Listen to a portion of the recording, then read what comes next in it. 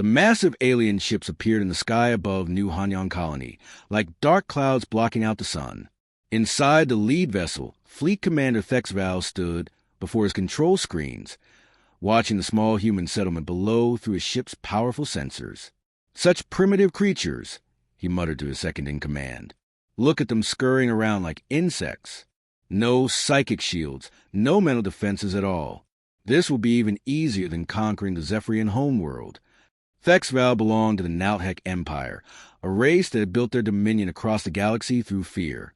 Their special warriors, called Mind Crushers, could project nightmares directly into the minds of their enemies.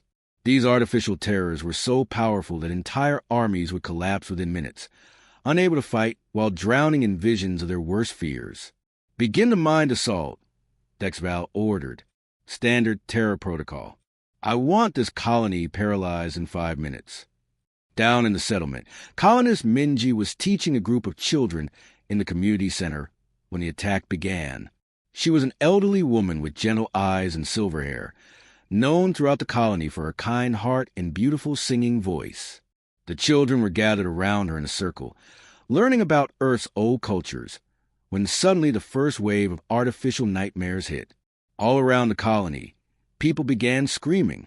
Adults fell to their knees, clutching their heads as visions of cosmic horror flooded their minds. They saw themselves floating alone in the endless darkness of space, watched their loved ones disappear into nothingness, experienced the terror of their own deaths over and over again. The Mind Crusher's attack was designed to find each person's deepest fears and make them feel completely real. In the community center, children started crying and shaking as the nightmares invaded their thoughts. But Minji, though she felt the alien terror trying to grip her mind, did something that surprised everyone, including herself. She began to sing. It was a simple Korean lullaby her grandmother had taught her many years ago. "Ja-jang ja-ja yuri aji," she sang softly, her voice steady despite the fear trying to overwhelm her. Sleep well, my little baby." The melody was gentle and warm, filled with love and comfort. Something strange happened. The children closest to Minji stopped crying. Their faces, which had been twisted with fear, began to relax. The nightmares were still there in their minds, but somehow the lullaby was changing them, making them less frightening. Dr. Hyunwoo, the colony's chief scientist, was monitoring the psychic attack from his laboratory when his instruments detected something unusual. The neural activity in the humans near the community center was different. Instead of the expected patterns of terror and mental breakdown, he was seeing something he had never observed before. "This is impossible," he whispered, staring at his screens.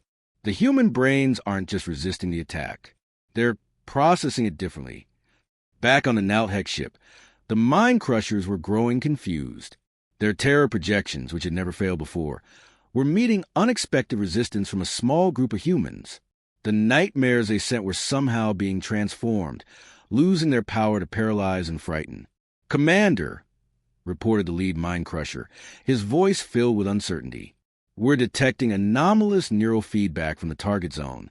The terror images are being altered somehow." Thexval's eyes narrowed. In all his years of conquest, he had never encountered a species that could resist their mind attacks. "Increase the intensity," he ordered. "Double the nightmare projection power." The second wave of the assault hit the colony even harder. More people collapsed, overwhelmed by visions so terrifying that some fainted from pure shock.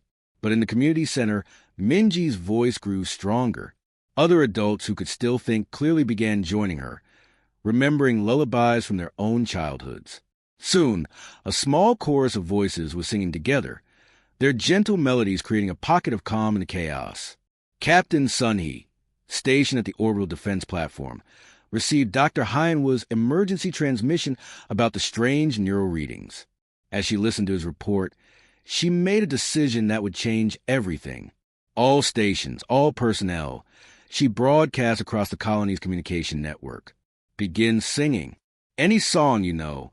Children's songs, folk music, anything with melody and rhythm. This is not a joke. This is a direct order."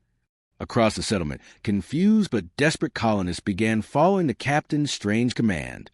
Some sang nursery rhymes they remembered from childhood. Others hummed traditional Korean folk songs. A few military personnel started singing their old training cadences. The music was imperfect and uncoordinated, but it was human. On the Nauthek ship, alarms began sounding. The Mind Crushers were experiencing something they had never felt before. Their own nightmare projections were being reflected back at them, transformed into something completely different. The images of terror they created were becoming peaceful, even comforting, as the human minds processed them through pathways the aliens couldn't understand. "What's happening to my warriors?" Thexval demanded, watching as his Mind Crushers stumbled and clutched their heads. The lead Mind Crusher looked up with confusion in his alien eyes. "Commander, the humans are doing something to our projections. They're changing our nightmares into something else. Something that doesn't hurt. Something that feels safe." For the first time in his military career, Fleet Commander Thexval felt something he had never experienced before: uncertainty. These primitive humans had somehow turned his most powerful weapon against him, and he had no idea how they had done it. The lullaby that started with old Minji in the community center began to spread like ripples in a pond. Her gentle Korean melody created a bubble of safety that grew larger with each passing minute. Children who had been screaming in terror now sat quietly, listening to her soothing voice. Adults who had fallen to the ground were able to stand up again, their faces no longer twisted with fear. Dr. Hyunwoo watched his computer screens in amazement. The neural patterns he was seeing made no sense according to everything he knew about brain science. The alien nightmares were still entering human minds, but instead of causing panic and terror, something incredible was happening. The human brain was taking these frightening images and changing them completely. "It's like our minds are editing the nightmares," he said into his communication device, talking to Captain Sunhee on the space station above.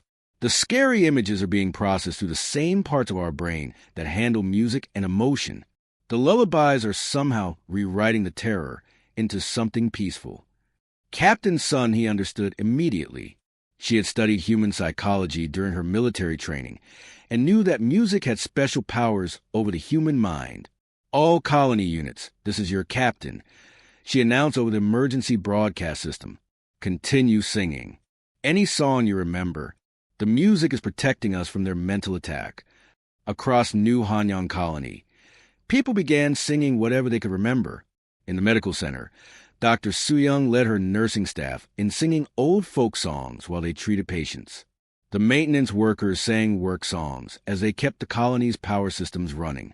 Even the children in the school sang nursery rhymes, their young voices clear and strong.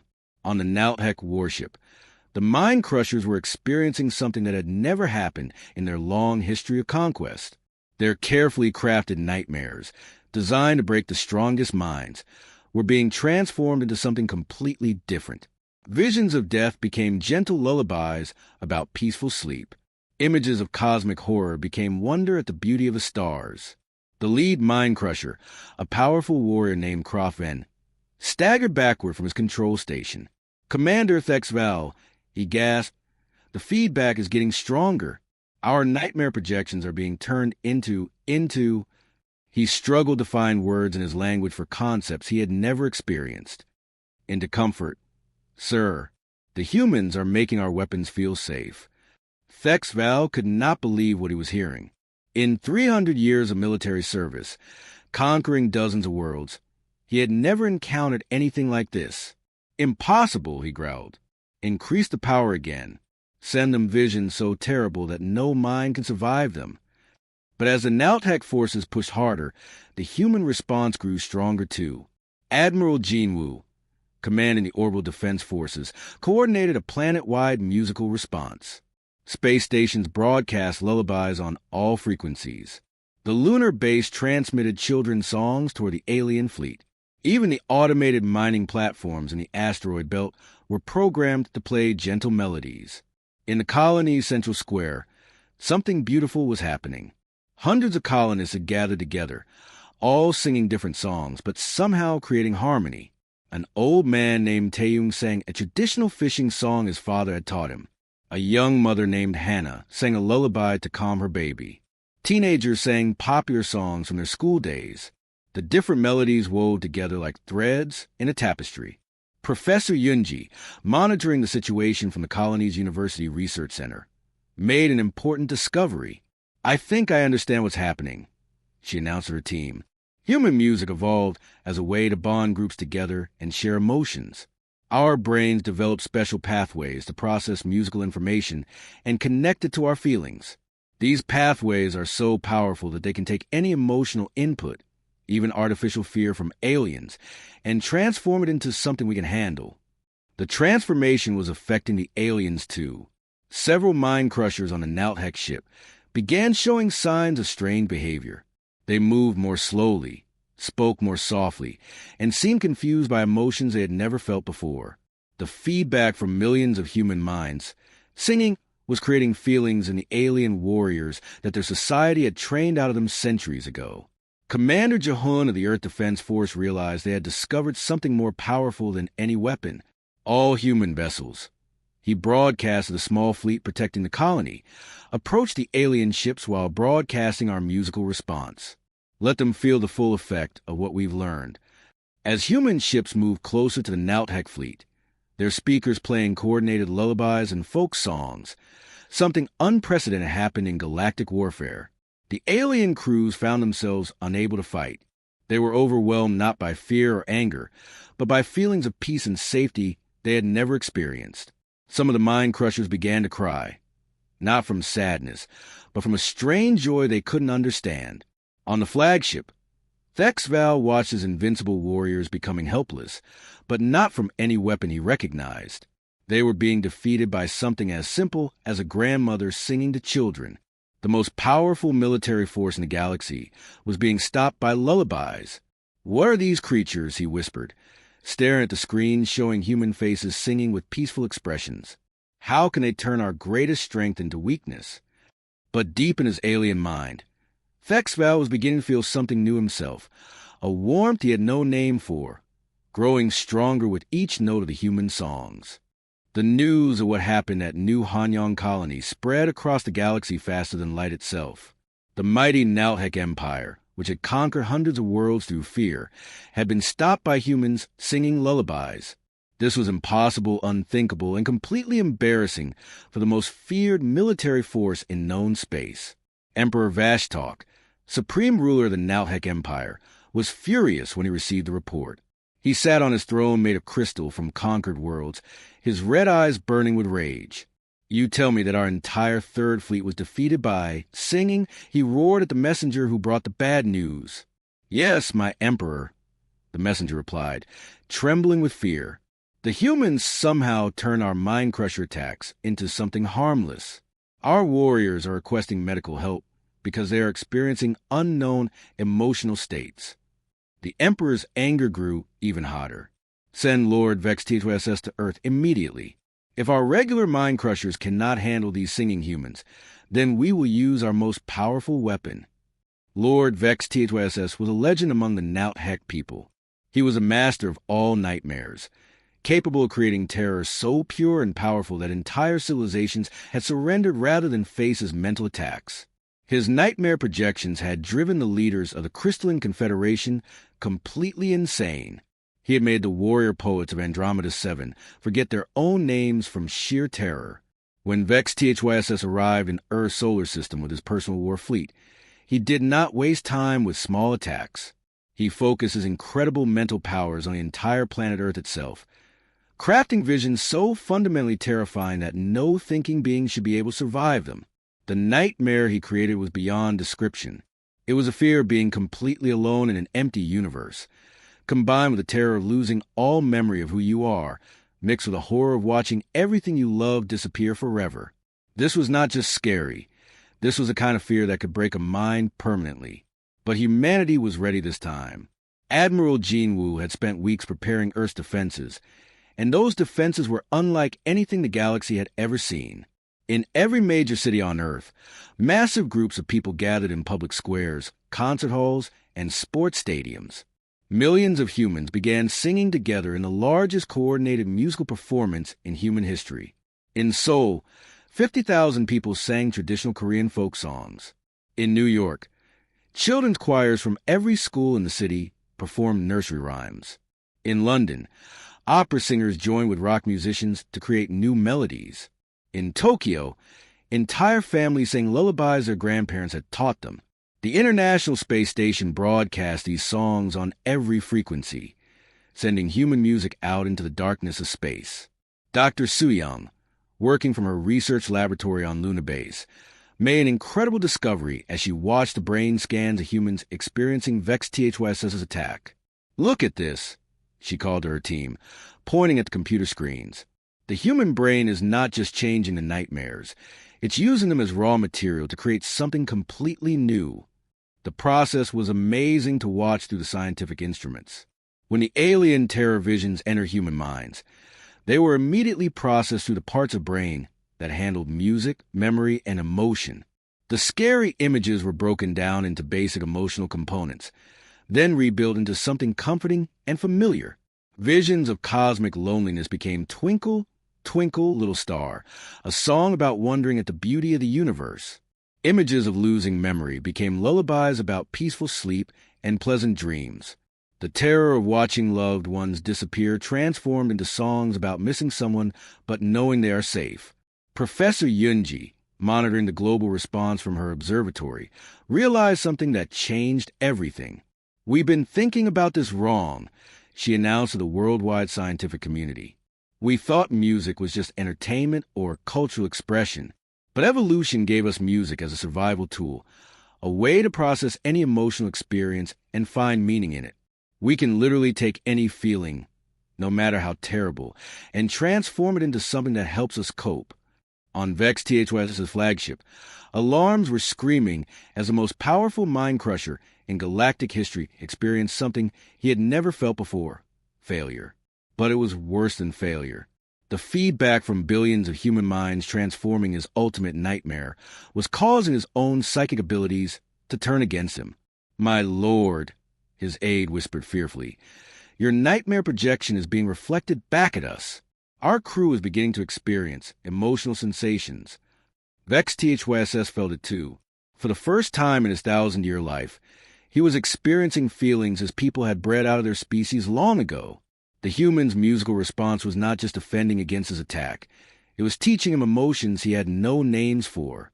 Wonder, peace, something that might have been called love, if his language had such a word. "What are these creatures?" he gasped, watching her through his ship's sensors.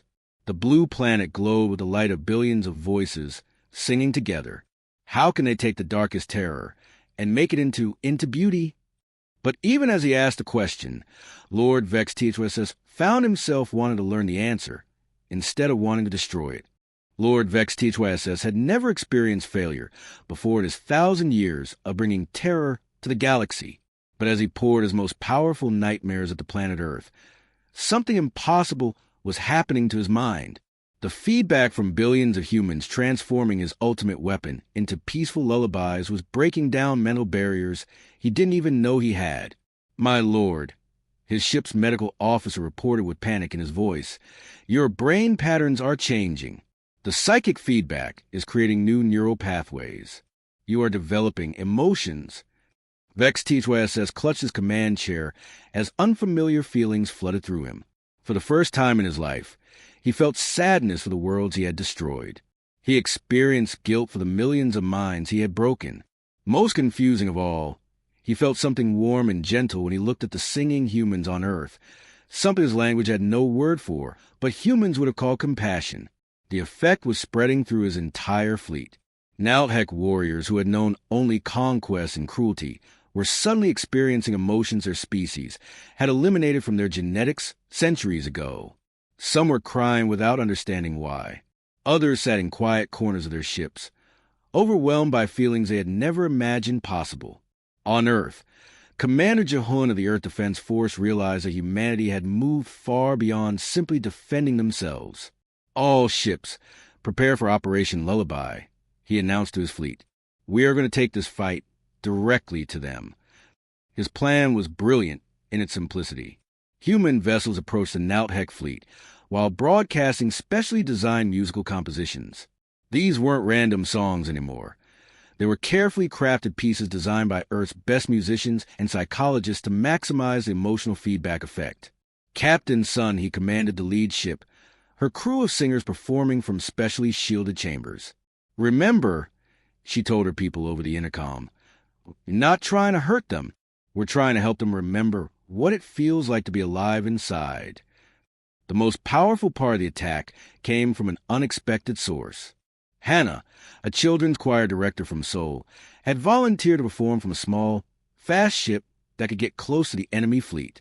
50 young voices sang with her, their innocent songs carrying something the Nauthek had never encountered: pure, weaponized wonder.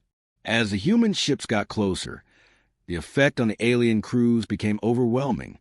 These were warriors who had been trained from birth to feel nothing but aggression and superiority.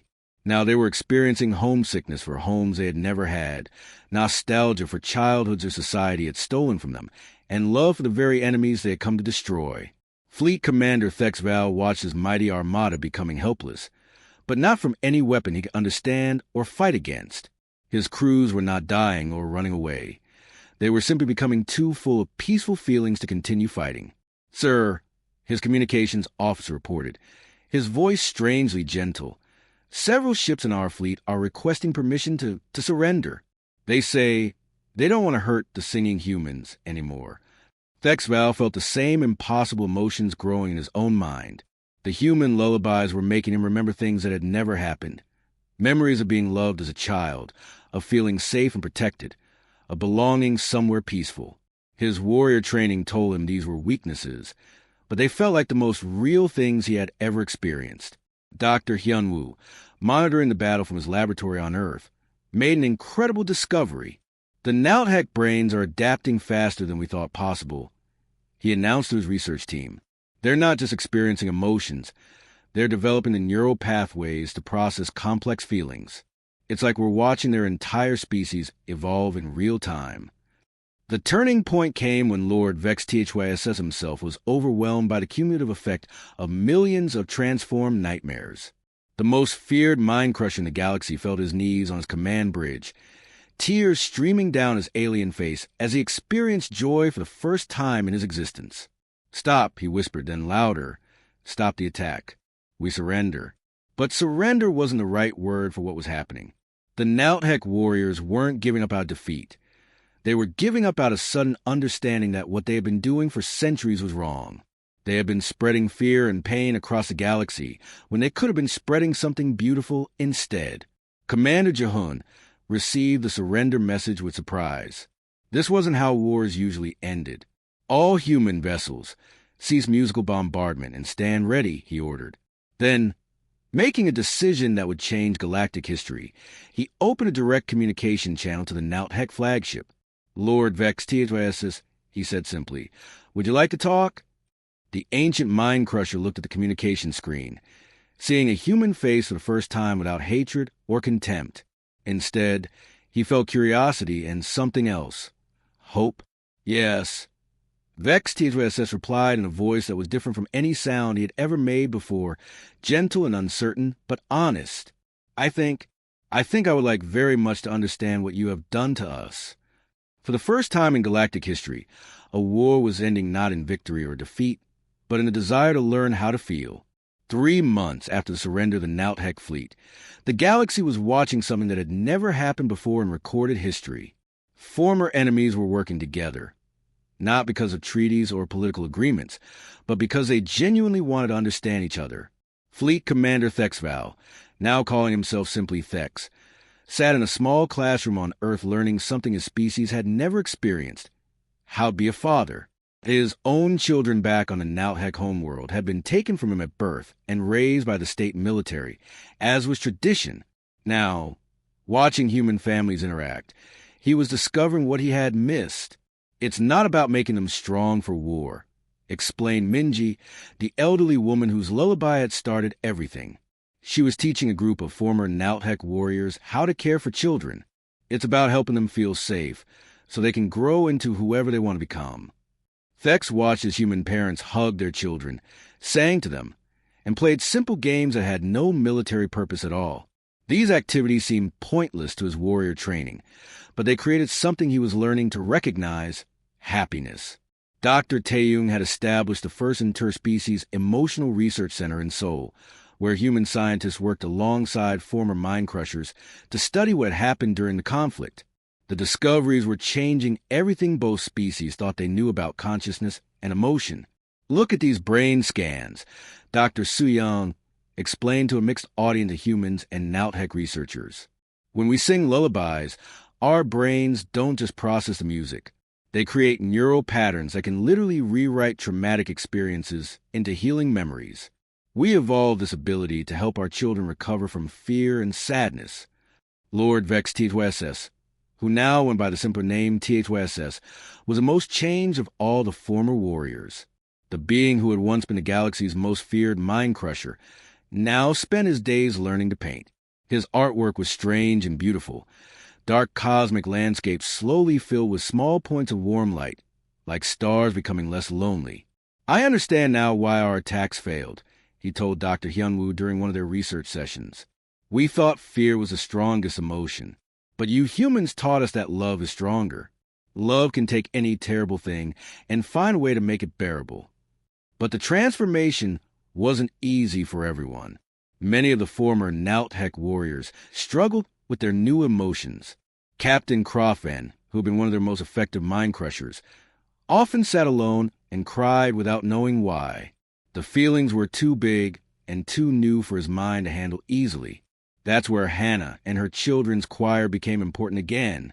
They visited the Nauthek refugees every day, teaching them simple songs and showing them that it was okay to feel overwhelmed. The children's innocent acceptance of the strange alien visitors helped the warriors learn to accept their own changing selves. "Singing together makes the big feeling smaller," explained 8-year-old Mincio to Crofen during one of their music lessons. "When I'm scared, my mom sings with me, and then the scary thing doesn't seem so scary anymore." Professor Yunji made perhaps the most important discovery of all. She found that the emotional transformation was spreading beyond just the Nauthek, who had directly encountered human music. Reports were coming in from across the galaxy that other Nauthek fleets were refusing orders to attack civilizations. The change was somehow spreading through their psychic network. "It's like an emotional virus," she explained to Galactic Council during their emergency session about the situation. "But instead of causing sickness, it's causing healing. The Nauthek warriors are teaching each other to feel, and they can't go back to causing pain once they understand what pain really means." The most remarkable change happened on the Nauthek homeworld itself. For the first time in centuries, Nauthek children were not being taken from their parents for military training. Families were staying together. And in the evening, when the twin suns set over their crystal cities, something unprecedented was happening. Parents were singing their children to sleep. Admiral Jinwoo visited one of these Nauthek families during a diplomatic mission. He watched as a former soldier named Zethik held his young daughter and hummed a melody he had learned from human refugees. The little girl's eyes closed peacefully as her father's deep voice carried her into gentle dreams. "How do you do it?" Zethik asked Jinwoo quietly. "How do you find songs for every feeling, even the sad ones?" Jinwoo smiled and began to sing softly in Korean, then translated the words. "We sing because life is beautiful and sad and frightening and wonderful all at the same time. Music helps us hold all those feelings together without being crushed by them."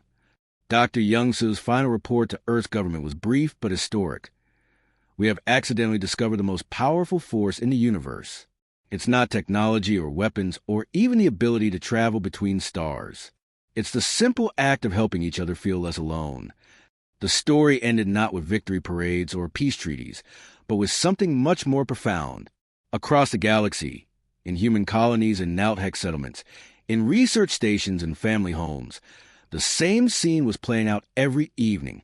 Parents of both species were tucking their children into bed and singing them gentle songs about safety, love, and tomorrow's bright possibilities.